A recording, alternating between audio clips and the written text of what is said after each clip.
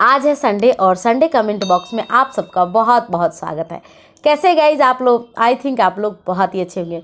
Normal delivery की जो video मैंने बनाई थी, डिलीवरी रूम की वीडियो, इस वीडियो को आपने इतना ज़्यादा पसंद किया कि प्राइम मॉम चैनल पे अब एक रिकॉर्ड बन चुका है। इतना लंबा, कहने का मतलब कि उस वीडियो को अप्रॉक्स 10 मिलियन लोगों ने देखा और ये सब आप लोगों के प्यार की वजह से हुआ है।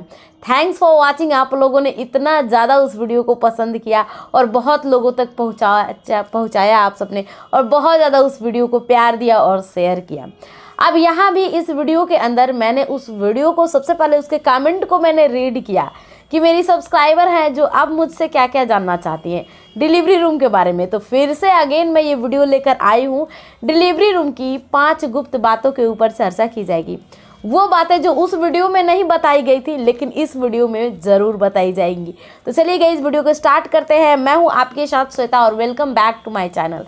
कैसे हैं आप लोग? आई होप आप लोग अच्छे हैं।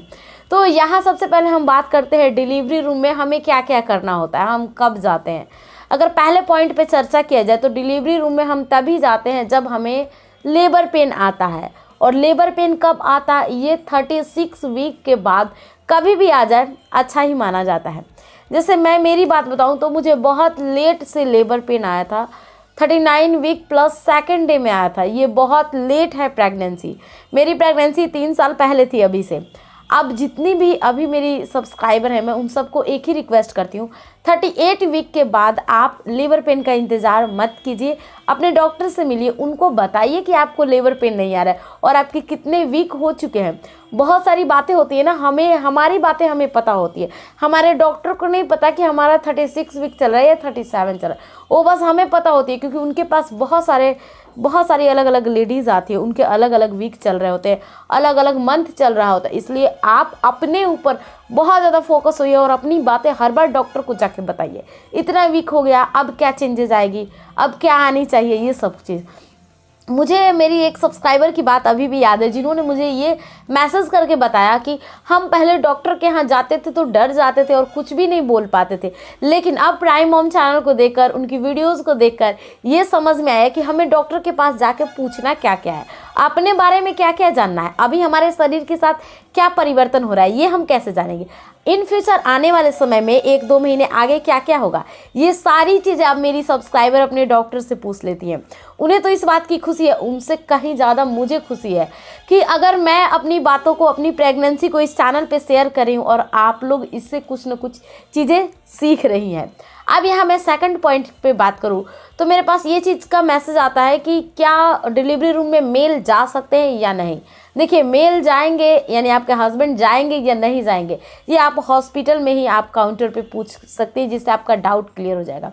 तीसरे पॉइंट पे चर्चा की जाएगी कि कितना दर्द होता है नॉर्मल डिलीवरी के अंदर। नॉर्मल डिलीवरी के अंदर सभी को एक बराबर दर्द नहीं होता है, किसी को ज़्यादा दर्द होता है, किसी को कम दर्द होता है। मेरी बात बताऊं तो मुझे कम दर्द हुआ था। मेरी कुछ सब्सक्राइबर हैं जिन्होंने बताया, किसी ने बताया 3 से 4 घंटे के अंदर डिलीवरी हो गई, किसी ने बताया 10 घंटे के अंदर हुई, किसी ने बताया 24 घंटे बाद हुई। आप दर्द पूछोगे ना किसको ज़्यादा हुआ, तो वो वही बताएगा जिसको 24 घंटा झेलना पड़ा। मैं 3-3.5 घंटे में मेरी हो गई, तो मैं तो यही बताऊंगी कि नहीं, ज़्यादा दर्द नहीं होता है। तो किसी को ज़्यादा होता है, किसी को कम होता है। इसलिए आप कभी भी नॉर्मल डिलीवरी को सेलेक्ट कीजिए, क्योंकि क्या पता आप वो लकी पर्सन हो जिन्हें बहुत ही कम दर्द के अंदर नॉर्मल डिलीवरी हो जाए। वे फोर्थ पॉइंट की बात की जाए तो वो है चीरा किन महिलाओं को लगता है। देखिए, मोस्टली जो महिलाएं होती हैं उन सबको अभी के टाइम में, चाहे आप प्राइवेट हॉस्पिटल में जाए या फिर आप गवर्नमेंट हॉस्पिटल में जाती हैं, अभी के टाइम में सभी को चीरा लगाया जाता है। चीरा लगाना बहुत बड़ा इशूज़ नहीं है, बहुत बड़ा मैटर नहीं है। चीरा तभी लगाते हैं जब आपके बच्चे का जो गर्दन होता है, जो सर्विक्स का माउथ होता है, वहाँ जाकर फंस जाता है, वो गर्दन बाहर नहीं आता है, वो अटका हुआ होता है वहाँ। तो इस केस में डॉक्टर चीरा लगाकर आसानी से बच्चे के सर को बाहर निकालते हैं, क्योंकि जो बच्चे का सर होता है वो बहुत ज़्यादा नाजुक होता है और वो बहुत देर तक उस जकड़न में नहीं रह सकता है। कहने का मतलब है कि फंसा हुआ नहीं रह सकता है उस रास्ते में। अगर ज़्यादा देर फंसा हुआ रहेगा तो बच्चे के सर के, दिमाग की कोई नसें दब सकती है। इस चीज़ से बच्चे को बचाने के लिए जो आपकी डॉक्टर्स होती हैं वो बहुत जल्द एक्शन लेती हैं, चीरा लगाती हैं। मेरी बात बताऊँ तो मुझे मेरी डॉक्टर ने पूछा भी नहीं मुझसे कि आपको चीरा लगवाना है या नहीं लगवाना है। तो आप एक बार इस बारे में अपने डॉक्टर से बात करें, क्योंकि मेरी डॉक्टर ने ना तो चीरा लगाते टाइम मुझसे पूछा और ना ही मैं जब पूरे समय प्रेगनेंसी जब डिलीवरी होने वाली थी उसके पहले मुझसे कभी भी मेरी डॉक्टर ने डिस्कस नहीं किया। वो एक अचानक फैसला लिया जाता है चीरा लगाने का, और चीरा लगाते टाइम बहुत दर्द नहीं होता है।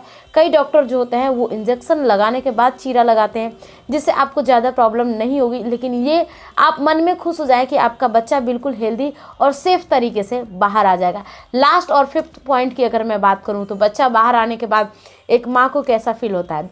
एक माँ को ऐसा फील होता है कि उसकी पूरी दुनिया जो है उसके गोद में आ चुकी है। इस तरह की फीलिंग आती है। बस वो जो अनुभव होता है ज़िंदगी का हमेशा याद रहता है। हमेशा ये चीज़ें लगता है कि मेरा बच्चा मेरे गोद में आया था, वो ऐसा समय था, वो ऐसा दिन था, और आप पूर्ण रूप से एक औरत बन जाती हैं और आप एक माँ बन जाती हैं। और माँ बनने का जो सफ़र होता है वो बहुत ही खूबसूरत होता है, और ये बहुत ही कह सकते हैं शब्दों में बयान नहीं किया जा सकता है इस जर्नी को। मेरा बेटा अभी 3 साल का है, अब वो स्कूल जाने लगा है, तो मैं भी एक मदरहुड होता है उस चीज़ को मैं भी काफ़ी एंजॉय कर रही हूँ, और कहीं ना कहीं इन सारी चीज़ों को, इन सारे पलों को मैं आप सभी के साथ अपने चैनल पे शेयर करती हूँ। Thanks for watching. मिलते हैं आप सबसे अगले संडे कमेंट बॉक्स में। Thanks for watching. तब तक के लिए bye bye and take care.